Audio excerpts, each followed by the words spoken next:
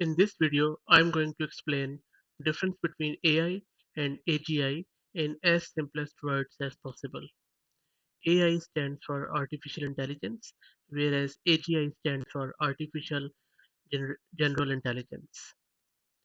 AI or artificial intelligence is here, but we are nowhere near AGI as yet. AI is wonderful, but it has nothing to do with AGI. AI and AGI are not even similar. AGI is not even next step of AI. So now let's see what is the difference between these two. So what is AI? AI is very narrow focused and only solves a specific problem and only do what is told to do. For example, a better chatbot is one which replies in good English, can look up things and can answer your question, and that's about it. It has its own limitation.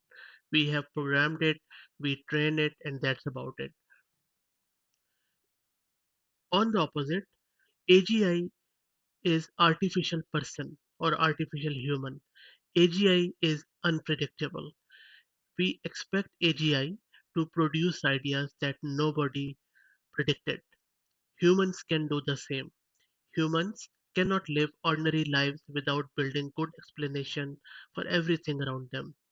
That's what AGI should be able to do. AGI can even say no to your question or demand. By limiting the possibility of AI, we can only deliver a good AI product. That is not the case with AGI. We cannot limit AGI. It has its own brain, its own thinking power. Another way to look at it is that humans create knowledge through creativity. In AI, the narrow AI is not allowed to be creative. It solves specific domain problem. AGI can do anything, but AI can only do narrow things. True creativity means you can hold any idea in your head.